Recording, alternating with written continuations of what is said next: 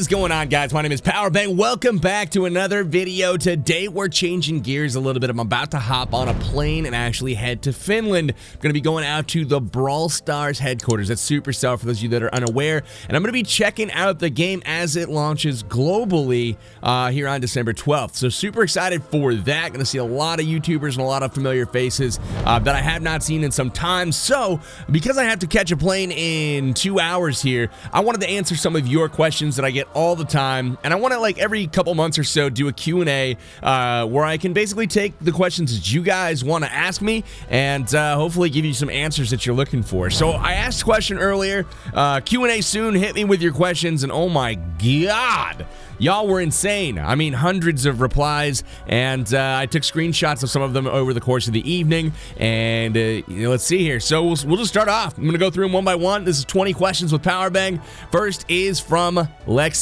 She says, will you ever bring a competitive girls team to Lights Out? Now, that's a tricky one because I don't honestly know the answer right now. I kind of always look at the landscape, look at the community, see what's developing, see what's happening. I don't like including, I guess, certain demographics for the sake of including them, like making an all-girls team just for the sake of it.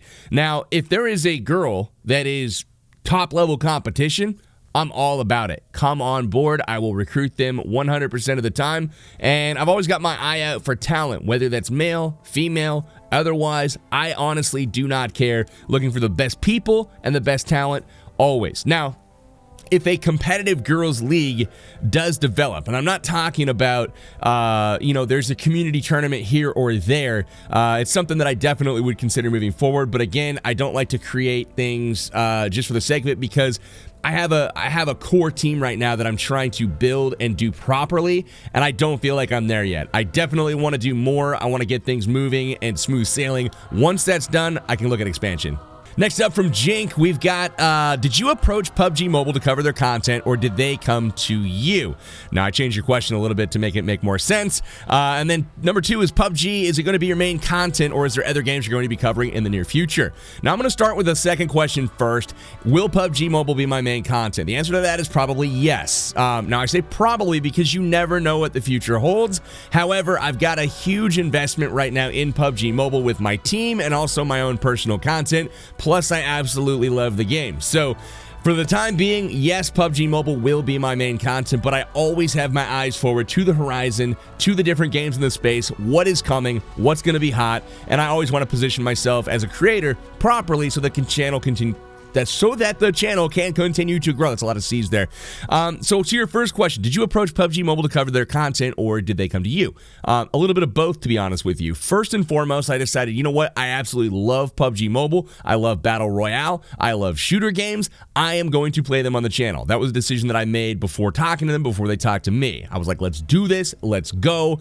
I'm all ahead full. So I actually reached out to them first and said, hey, my name's Powerbang. I'm going to be covering your game. I'm going to be doing it on a daily basis. I would love an introduction from you guys to help introduce me to your community because right now, my viewers have no idea what Battle Royale is. I don't think they care. So I would love to kind of get some exposure within the community that actually cares about this type of content, and I'll take the rest from there. So that's kind of how it started. A few weeks went by, and then they reached out to me to work with me on a more official basis. Question from my man Ash. Thank you so much, dude. He says, what's a mistake that you've either made in YouTube or esports? What would you have done differently? That's a really difficult question because I feel like I've navigated the water so far pretty smoothly. Although if I had to pick something that I feel like I've made a mistake on, is trusting the wrong people with either, decisions or bringing the wrong folks in around you. People that you thought were one way and weren't actually that way. Because it impacts more than just those folks. It impacts me. It impacts others around them. And that's something where I've placed my judgment poorly more than once. And that's something that I'm going to be a lot more stringent about moving forward so that hopefully we don't repeat the same mistakes. Now, that's one thing when you make mistakes. It's really important that you learn from those, do some introspection, and kind of try to figure out why those happen and then how they can't happen again. So that's kind of my goal with anything in life. If I make mistakes, I definitely want to rectify them and hopefully not make the same mistake twice. Another good question from one of my old pals. We got Jake from Done Right Games. Guys, if you guys have not checked out Done Right Games, go check out Jake over at Done Right. He's got an amazing new game coming called The Rift of Rygard, and it's going to be kind of a city builder, war-based attack game. But the cool thing about Done Right is they are actually really kind of building the game around the community and what they want. They're not looking to like gouge you with monetization and all that kind of stuff. So definitely, if you're interested in city building type games, go check them out. They do have a Kickstarter. I'll link that in my description, but they have a Kickstarter trying to raise money to get that thing off the ground. They need a little bit more help. So if you guys are interested in that kind of thing, go check it out. But Jake asks, do you look back at your time as a small YouTuber fondly, or are you glad that part is over? He's talking like sub 100,000 subscribers. Part of it, it's a little bit of both, honestly, because I feel like I still have the passion, I still have the drive to make content on the regular, just like I did back then when I was sub 100,000 subscribers. That's the most important part to me, is that I still have the fire, I still have that drive to keep going, to grow, to make new things, to create, and I think that passion's kind of the key. Now, when you lose that, that's when it's like, man, you look back at the good old, the good old days, right? But for me, I'm still feeling it, so I guess I'm happy that I'm past it, because now my efforts result in a more tangible income. For example, I can support my family with what I do, which is huge. When you're under 100,000 subscribers, it's not really the case, but at the same time, I have a lot of fond memories as well from sub 100,000, both from a content perspective as well as just kind of like finding the ropes, right? Learning a lot of things, learning a lot of lessons, and kind of building the foundation for which my YouTube channel and like my brand is based on today. So fond memories, but also I'm happy I'm at 859,000 where I'm at today. Tendai says, why is it that you only stream or focus on one game? That's a great question, and it's something that I wish weren't necessarily the case, right? Because variety streamers and variety content creators can switch and pivot between games and content so much more easily than somebody that's a single game focused. So for me, I would love to be able to cover this game and that game and receive the same type of viewership and support from the community, but I know that's not necessarily the case. The reason I do it is because A, probably addictive personality, but B, I typically am looked at as kind of an upper tier player in whatever game that I play. I'm not saying I'm the best in the world, but I'm definitely looked at as somebody that can provide education and advice on that particular game and help beginners out to get to a point where they're proficient. So because I'm looked at like that, I need to be at a place myself where I am proficient, where I am good at the game, and that takes time, a lot of effort, a lot of practice, and if you're not continually playing the same game to get that practice, you're going to fall off and you're not going to become credible or, somebody that people want to listen to. So a lot of my focus goes into one single game, and then the last factor there is time. In order to play games and be decent at them, it takes time. I only have so much time in the day, so I typically try to focus on one thing at a time, try to be the best that I can be at it. Got a question coming in from Andy Brainwood, and it's basically, what do tournament officials need to do to detect and prevent collusion like we saw in the PMSC 2018? He's referring to the PUBG Mobile Star Challenge 2018, and it's widely speculated that the Asian teams in the tournament were basically working together over the first 2 days of the tournament. You notice the same 6 teams in the final circles each and every game. Now, I can't confirm whether or not there was collusion. However, being somebody that had a view of the whole map each day, I saw all the rotations, I saw all of the squads setting up next to each other, and I did find a lot of peculiarities, I don't know how to say that word, but I found a lot of weird things happening with the tournament. There were the Chinese squads setting up right next to each other and not firing at each other. There were other Asian squads like the Thai squad. The most notable thing of the tournament was how aggressive Evos was when they knocked somebody. Look at the engagement when they were at the compound focusing on Gangstars who was hiding in the ditch. They got a knock on the Gangstars and they left. Their whole squad left one of the safest compounds left in the safe zone and actually pushed in 2 vehicles and tried to take out Gangstars because they had one knock from 200 meters away. That was the type of aggression we were seeing all tournament long from the Asian teams. However, you would see them knock each other, and for no reason at all, they would just get in their cars and leave. And that continuously happened over the first 2 days, and I'm like, what is going on? So it basically got reported that multiple regions, not just North America, not just Europe, not just South America, I mean, it was literally everybody, had issues with the Chinese teams, with the Thai teams, and the way they were playing.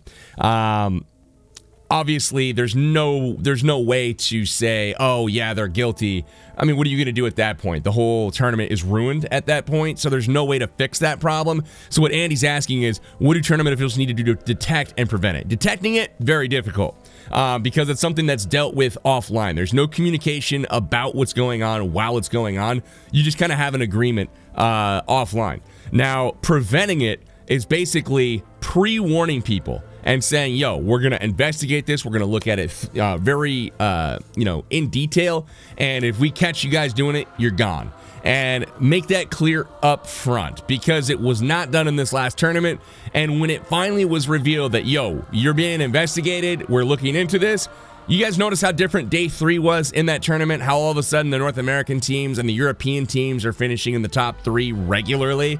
It was an entirely different tournament when the Chinese teams and the Thai teams were fighting each other early on, rather than trying to protect each other until the final circles. So that's my opinion on it. Hopefully we see some more straight up gameplay in the future. Again, I can't confirm whether that was going on, but it definitely looked fishy from the announcer's booth. Seamus, good old Mussy here, says, ooh, I got one more, because he asked a whole bunch of questions, but I'm going to pick this one. He says, what's the hardest thing about being a content creator? Now, referring to being a YouTuber, streamer, whatever, honestly, the hardest thing is the grind, man. A lot of people refer to the grind, but what actually is that? It's showing up each and every day, whether you feel like it or not, to produce content. There are no days off in this industry as a daily uploader.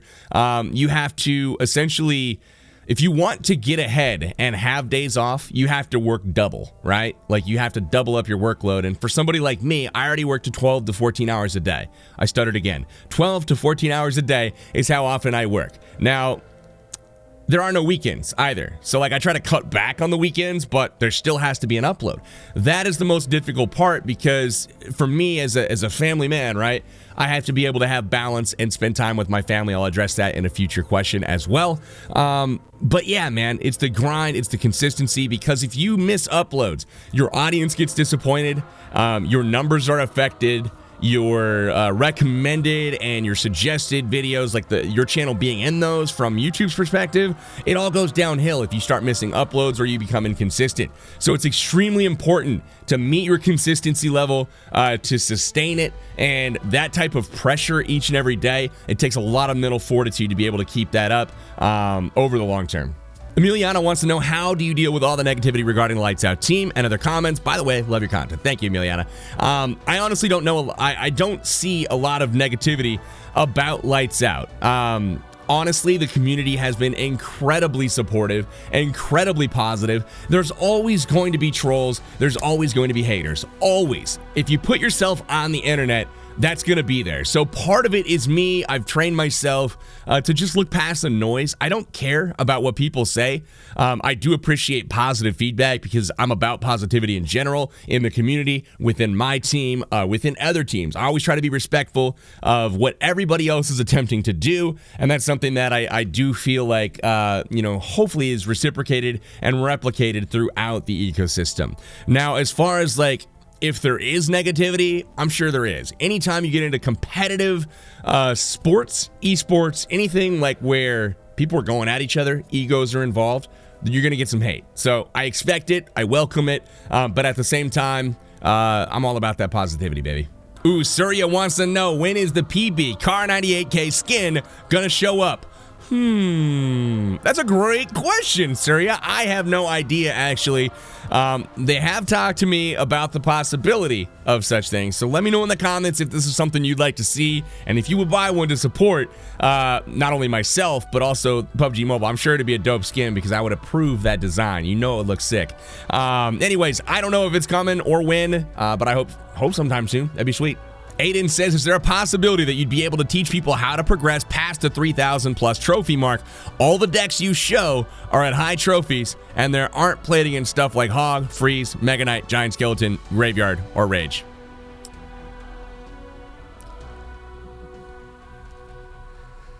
Wrong game, my friend. I don't cover Clash Royale, but if you are looking for a good Clash Royale channel, go check out my man Clash with Ash. Trash. Just saying. CWA Mobile Gaming is where you want to go for the Clash Royale content. Longest sniper shot. That is a great question, Cody. It's hard to say for sure. That's something that I definitely feel like they should add to PUBG, is how long your kills were when you get them, just off to the side somewhere. Just so, you know, something kind of fun. You can go for those long shots with the sniper and actually know how far away it was.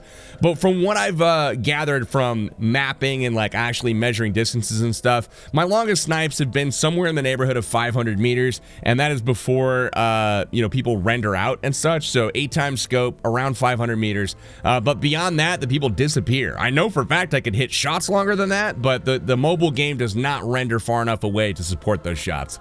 King wants to know. He's got serious questions. Watch out. He says, why don't you stream on YouTube? And when Brawl Stars gets global, is it going to be a part of your YouTube channel? Because I saw you on the streams of that game. Are you planning to extend Lights Out eSports to other games too, like Brawl Stars or CSGO? Great questions, King. I'm going to break them down one by one. Why don't I stream on YouTube? I have an exclusive contract with Facebook to stream on their platform alone currently. They treat me very well. I'm very, very much a fan of the Facebook platform and what they're building. So if you guys have not already followed me there, definitely go do that. fb.gg/Powerbang Gaming, and you'll be able to find me. I stream there almost every day. Brawl Stars, when it goes global, is it going to be part of your YouTube channel? I don't know. I'm considering it, right? The game is fun, although admittedly during the beta when it switched to landscape, I kind of fell out of love a little bit. I didn't like it as much as I did before. Although a lot of improvements have been made, the game is finally global, and that was a big reason why I stopped covering it, was because do I want to continue to cover a game that is in beta that 80% of my audience can't play? Well, that's not necessarily the case anymore because we know the game goes global in 3 days. Once that 3 days happens, everyone in the world will have access to this game and be able to play it. So the jury's out. I'm not sure yet. Am I planning to extend Lights Out eSports to other games too, like Brawl Stars or CSGO? Yes, I am, but the expansions will come likely in the mobile space. So mobile games only for now. Later on, we might expand to PC, but we got to get things done correctly first on one platform. That is going to be mobile because obviously that's where I'm from. That's what I know how to do. What esports org do you admire and want to emulate?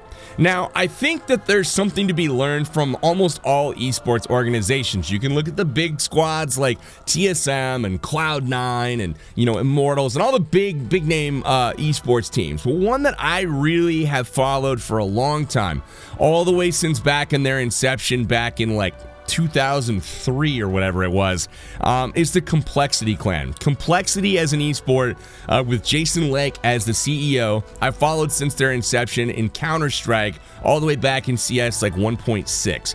So they've always been a world-class organization with world-class backing. They recently had a majority stake purchased by the Cowboys owners Jerry Jones and some other owners there that probably aren't as well known, but Jerry Jones is the big one.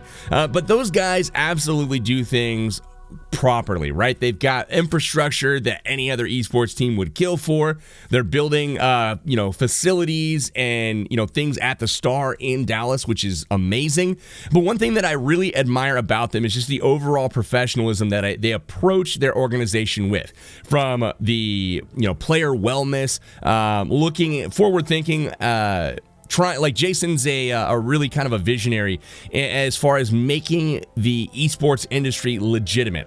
They're talking player benefits, health insurance, all that kind of stuff, and that's something that I like to see in the industry and people that are going to pioneer that. Jason Lake's been a pioneer since the very beginning, and another thing that I really like watching are the Complexity POVs that come out, which is point of view, obviously, but it's essentially a behind-the-scenes vlog of what goes on inside the organization. So if you haven't checked that out, definitely go check that out. It's a great look at what happens in an actual esports org, and that is something that I look to emulate in part as far as having regular content that's high production value, that kind of gives a behind-the-scenes look into what goes on into building mobile esports. Gaming with Ivan Pavlov says, have you ever felt like quitting YouTube? The answer to that is no. I have had thoughts about taking a break for a period of time, but honestly, I am one of those people that needs very little I guess, human contact to feel satisfied in my life. That sounds weird to say. I am a social person. I like interacting with people, but I don't necessarily require like a ton of friends to like feel good, or you know what I mean? Like, I am totally happy being by myself, being productive. It gives me a sense of fulfillment, and you know, it's something that I think is a unique personality trait that allows me to keep going in this field without it impacting my personal life per se. As far as like taking a break, I try to on occasion just shut it off for a while, but in order to do that, we have to build up like a backlog of footage first, which means I have to work doubly hard if I want to take a vacation or time off of any kind. The risk that we all run as content creators and YouTubers is if we just decide, you know what, no backlog, gonna take a break, and I'm gone for 2 weeks on vacation or whatever, your channel can literally die in that time. People could just stop, you know, coming. The habit is no longer there, and they might just stop showing up to support you. That's the risk that you run. And if that happens, everything kind of crumbles. So that's something that is definitely a fear that motivates most content creators, and it's definitely something that I'm conscious of as well. Why are you not in the Lights Out intro video with your M24? Robbie, that's a great question, man. I don't view myself as a pro player. I view myself as the owner of a team.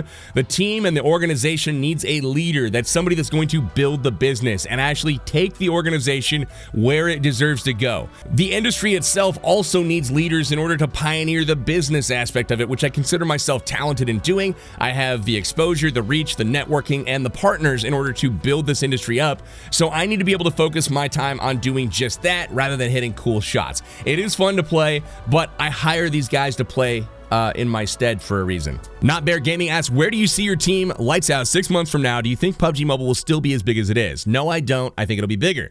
A lot of things coming from PUBG Mobile in 2019. A lot of things that I've heard, and a lot of meetings that have been had that have kind of laid out the roadmap, and I'm incredibly excited for what is to come. I can't talk about it just yet, but man, they're thinking some really cool futuristic stuff for the mobile platform, and I cannot wait to see where it goes. If the Star Challenge and like the production and if that was any indication, guys, you should be excited for next year. Now, where do I see Lights Out 6 months from now? I see us on top of the North American PUBG Mobile scene, and I see us really kind of innovating and pioneering the mobile space for esports. Taj wants to know why I made Lights Out. Honestly, I used to be a Counter-Strike professional, and esports was kind of like one of my favorite points of my whole life. I've played competitive everything from real sports, football, baseball, basketball, soccer.